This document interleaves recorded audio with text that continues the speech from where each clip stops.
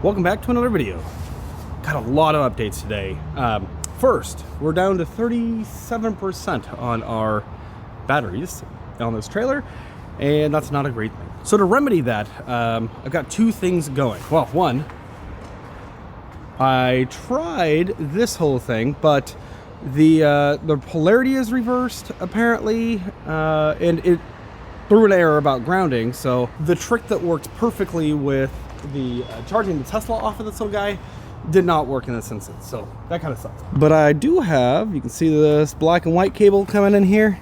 That, it has the connection reversal there.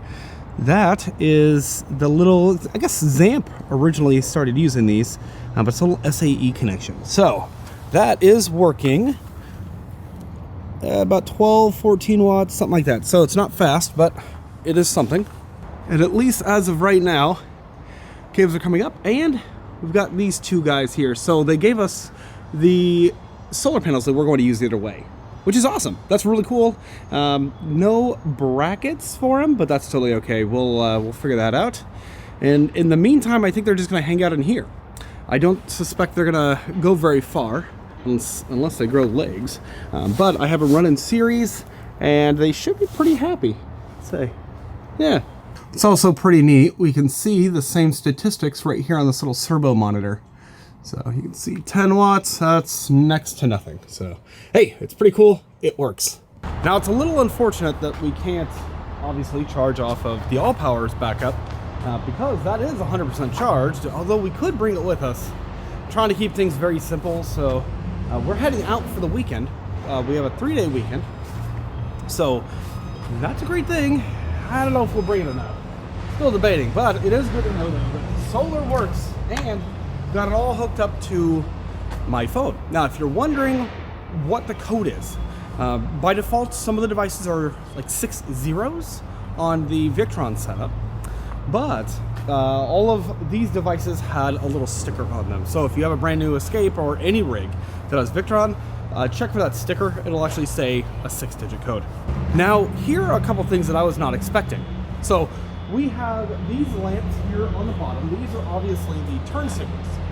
So they'll be the turn signals and brake lamps, but we also have the clearance lamps up there. But the coolest part about this is just much like the way that we've gone ahead and wired up the school bus lamps to be turn signals and stop lamps.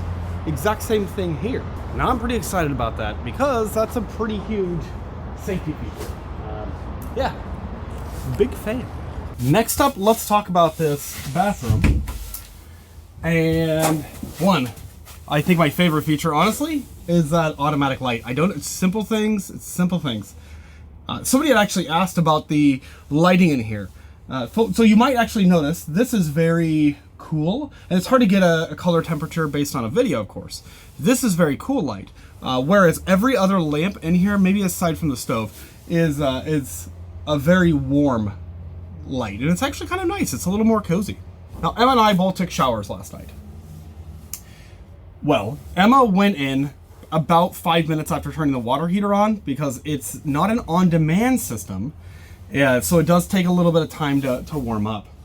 But we could have optioned that. We just didn't really. I like the idea of being able to heat with electric if we have enough solar.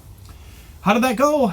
I loved my shower, and Emma hated hers. It was a very cold shower for her. Frankly, the reason that obviously you have to let it heat the water because it's a little tank, and I think ours is like a 6-gallon tank.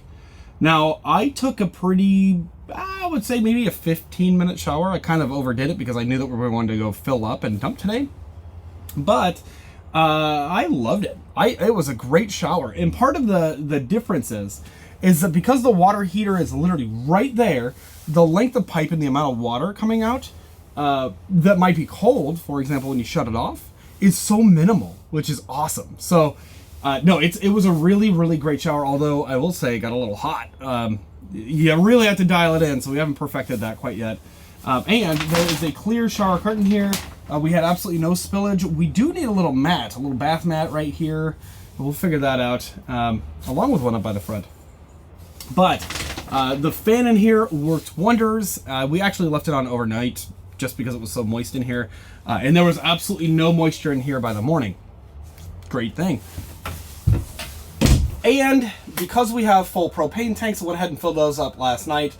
I wanted to test out the furnace. And because you can actually see using the Victron system how much power things are pulling, this is actually quite minimal. Now it does draw, I think it's somewhere around 30 watts. I think is what we calculated, between 25 and 40 watts on full blast. That's pretty minimum overall for this type of setup. And one thing that I loved about it is, one, because of all of the insulation and the way that everything's built and the size of this little trailer, it warmed up in here within just a few minutes. It was really nice. And it's surprisingly quiet. So I mean, yeah, they're building with plywood, right? Like it's all solid built stuff.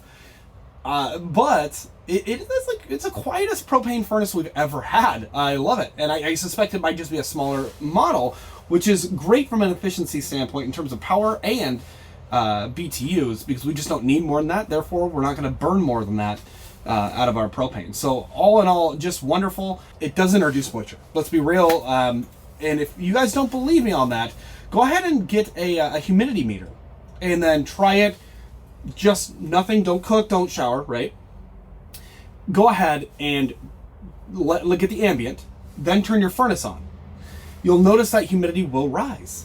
And then of course, if you're breathing or whatever, try not to do a workout in here while you're doing this, right? But then if you have the option to use a space heater or of course a heat pump, which some of those do have dehumidifiers, so that's a thing.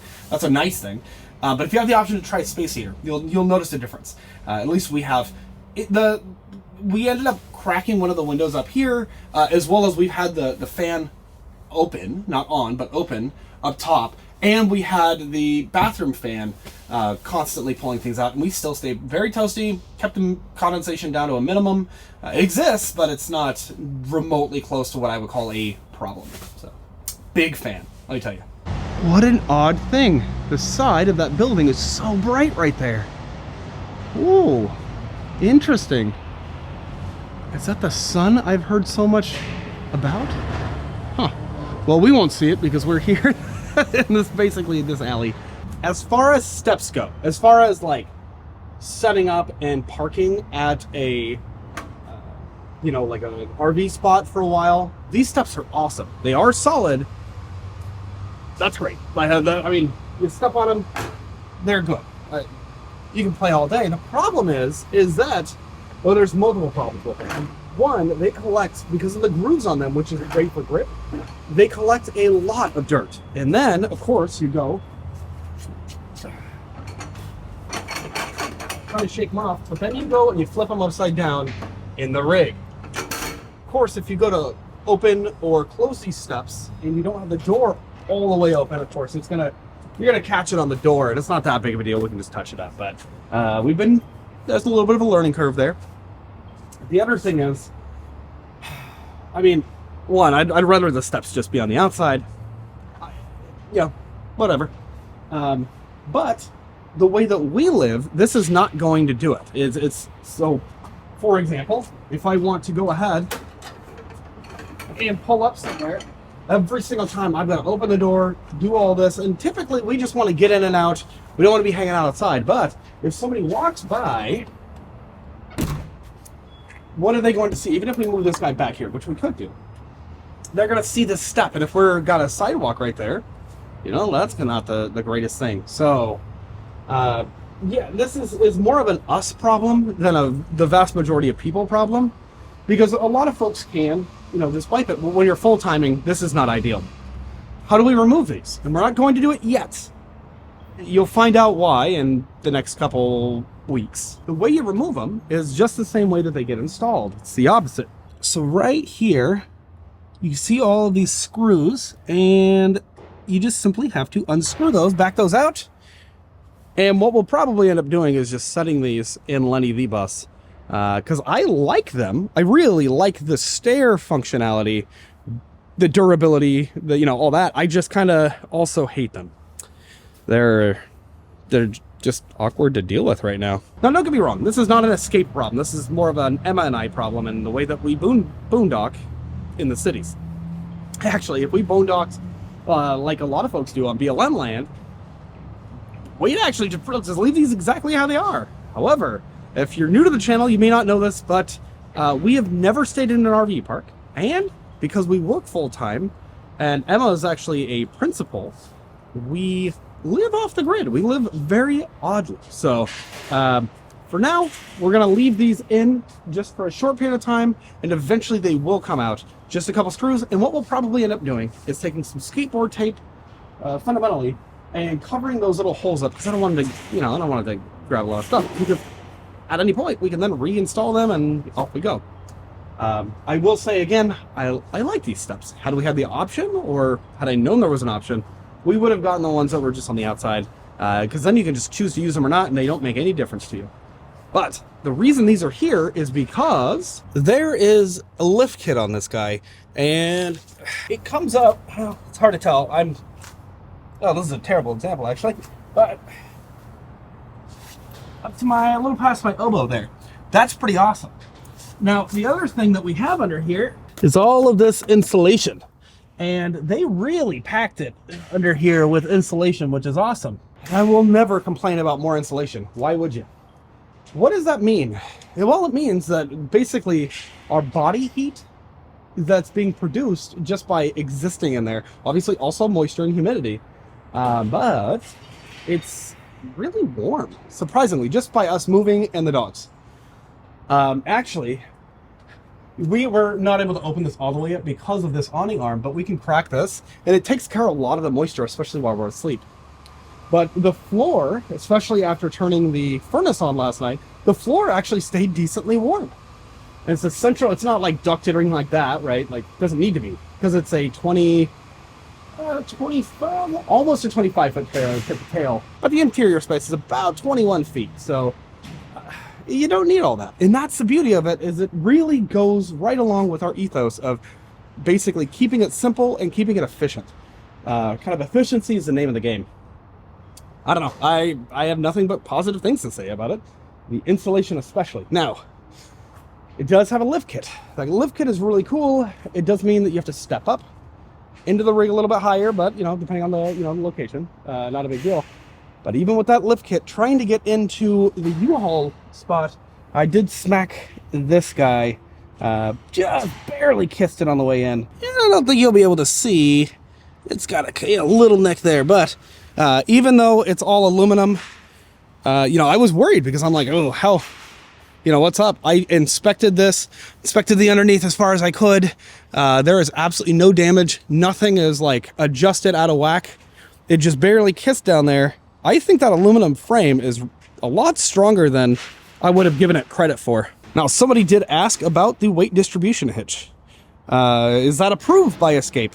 Or did we get this from a dealer? And I may not have explained this very well, but Escape doesn't sell through dealers. You custom order your Escape that is legitimately made for you, and I mean that in like every sense of the word. You custom order this, they build it, and then they sell it directly to you.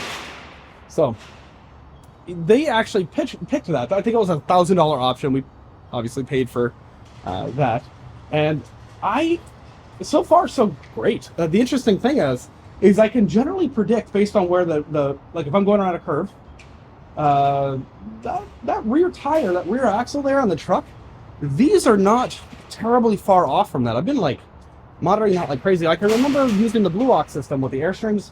I had a 23-foot Airstream, which was probably actually about the same size, maybe a tiny bit shorter.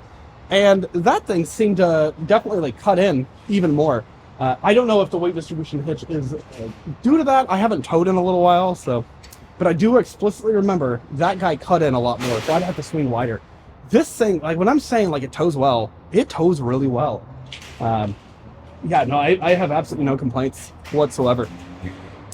But yeah, lift kit, nice thing to have. I'm so glad that even though we barely kissed it on the way in here, no problems. Knock on wood. It's a little while later, and I found the Stinky Slinky. And unfortunately, I was digging around underneath the bus, and I knew there was a little bit of mold because we have a leak in there. I saw some mold on the other side, on the driver's side. On the passenger side, though, the one that's easier to get to, went ahead and felt, open that up. You can immediately smell the mold. We have carpet down there. It's indoor, outdoor carpet, so I don't know how moldy that is, but I imagine that's not going to be so great. But we had some live edge slabs that Emma's cousin gave us. That's a shame. So it's a beautiful black walnut. That's all moldy. I don't think that's going to be very salvageable, but we'll see. We'll see. And went ahead and found the Stinky Slinky. Although it was not under there, it was actually in a small pocket where I crammed all the good stuff into. So, yeah, got that. Grabbed a couple books. We've got, let me see, we've got all of our clothes that, other than the Hawaiian shirts. I could probably grab those. And then a couple pieces of kitchen things, a pair of scissors. I'm looking for the first aid kit. I have it around here somewhere. We need to grab just the basic necessities. Well, I should say we've been living with the necessities. We want like the good, really good to have in an emergency sort of stuff. Grabbed the, let's see, hard drives and electronic crap. So, and a few books. Yes. And eventually we'll come back for the air fryer. And, right now it's just basically a storage unit. Poor Lenny's just sitting here all alone. Which is fine. I would bring all of these great magnets, but our fridge, I don't think it's magnetic. So that's kind of an interesting thing. Didn't even think about that, but we can go ahead and just pull, basically there's like a door, kind of like a template. And so they have it slotted in right now just to match the walls, which is cool. We'll just go get some like stainless steel or something and just trim it down.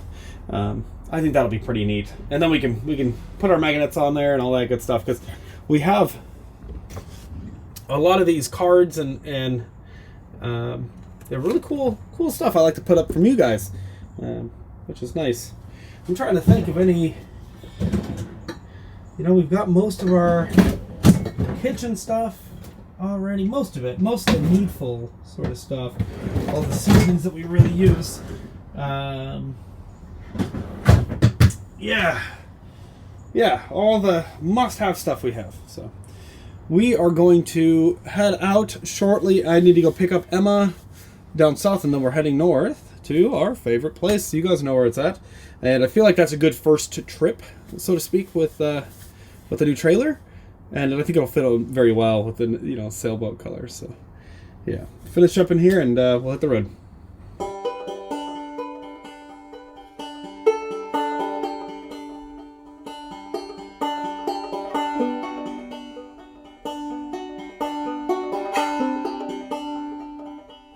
Quick pit stop here, Las Margaritas in Marysville, Washington. The area is quite terrible out here, but this food is wonderful, that's for sure. There's Emma. There's our food. Some carne asada. Ooh-wee. Flour and corn tortillas. And what did you get? Enchiladas and a tamale. So good. All right. So, Captain's Vlog update here. We went ahead and dumped our tanks for the first time, and if it wasn't eventful, I would have shown you, but everything goes smoothly, right? The dump part is the easy part. However, go to pull the hose off, and it would not come off. It's stuck, just like, and we're trying hooting and hollering and yanking out. Have Emma do it, because sometimes women can open jars better than men. No, it's not happening. Grab something and grip it, and eventually it comes to me, and we hesitated, because it's like, do we want to put boiling water on it, but I ended up doing almost boiling water, and it came off immediately. So tossed that on there, and we didn't have to ruin a hose, so that's good. But now I'm glad that we're filling up tonight, because it looks like this is almost completely frozen. You guys might recall this. Last year, I think, no, 2 years ago, this was just frozen solid, and the temperatures right now are 35, 34 degrees. Let me show you guys how to turn the furnace on too. But yeah, that was completely frozen, so we couldn't get any water. we're at 69%. Also, we got a new rug. That's kind of nice. Well, so to turn the furnace on, all we have to do is, this is all the way to the top here, and push that. Oh. And then you'll hear that. We're turning this on just in case it's spitting water back out. I wonder if something's a little too cold in here. But we can also tell what our tanks are at. So batteries, for example, 13.1. Fresh is at 69%. And then gray and black are at, well, they say open. They're not open. They're 0. I love the sea level. We had that in our Airstreams as well. It's a lot more detailed. But yeah, we're gonna let this run for a second. Everything's moving very slow because it's all frozen. But we need to fill up because it'd be nice to have some water in here. And the nice thing is that it won't take long to fill, but it'll stay warm in here pretty well. It doesn't have to be ducted into the tank string like that, so we're in pretty good shape. We have that insulation package, which is pretty good. Yeah, showed that earlier. Actually, another update here. It is not our rig that is not, well, it's sort of our rig. What it is that the water hose has to come up, the inlet hose has to come up just a little tiny bit, which is not allowed. If there's not enough force, the water won't go all the way in. So with the small trickle that we're getting out of the pipe, all right, we'll continue on. We'll try to deal with 69% of water, which is 69% of 41 gallons, or however much. How many? 41 gallons? So it's over 40 gallons. So 25, yeah. And we've been dealing with 0 gallons of water, other than what we have in jugs, which we do have those too. So we'll just try to conserve, and maybe try to fill up on the way back, which is actually the rest area right over here. And hopefully, on the way back, we'll just hit it in the afternoon when the sun's already up. Fingers crossed. Be nice and warm. Alrighty. We are home for the evening, and whoo, it's a crisp night, that's for sure. Oh, to say the least. It is, what is it? 29 degrees now? 30, yeah, 30. 30. The truck was saying 29, so it's a pretty night. I'm gonna let the dogs out real quick. Let them do a quick run. Let's see the waterfront out here real quick. Peaceful slough here. The Swinomish Channel. Isn't that just lovely? Oh man. And then of course we're parked over there. These guys have been cooped up a little bit too long, I think. Went out to the park this morning, but ever since, doing some running around and gathering our stuff out of the bus. Yeah, love it here. You guys know that. I feel like we fit right in amongst our sailboat friends. Yeah, this is a good example of why these are sort of awkward. If this is sort of where we're parking for the evening, yeah, kind of comes out. It's unfortunate. Now, if you're curious how the blackout shades work, how well they work rather, well, it's pretty fantastic. Let's see. Yeah, this one has a little tiny bit of, slight bit of light leakage. Yeah, in person, the camera sensor is a lot more sensitive than even the eye, but it's actually pretty good. You barely notice this one probably could be budged up a little bit. Yeah, pretty dang good. Oh, I don't know if you guys can see these guys up here. We have some bat friends. Oh, how cool. I think they're using the echolocation. That's what that sound is. Oh, how cool is that? We cannot actually close the door right now because of these steps. Because they're... Yeah, that's weird. Wait, so can we lock the door from the inside with these in? You gotta come in first. Yeah, but like, how do we lock the... let's try it. Okay. Ugh, this is gonna be awkward, isn't it? Okay. Come down here. pull these suckers in. Okay. All right. And then come in here. Oh yeah, I guess that works. Let's just. Then you do the opposite. That's kind of awkward. Huh. Brr. Yeah, I think we're gonna turn that furnace on low for the night. Yeah, I think we covered just about everything there is to cover. All in all today. So, yeah, tomorrow I think we'll just kind of take it easy. Just do some walking around, more than likely. And then maybe tomorrow evening. You want to head over to Anacortes tomorrow? I guess we'll see how we feel. We'll see how we feel. Yeah. So. We've got a 3-day weekend, so we've got 3 whole nights. Yep. Instead of 2. Yep. Anywho, thanks for watching, guys. Hopefully you had some fun, and we'll see you in the next video. Bye, guys.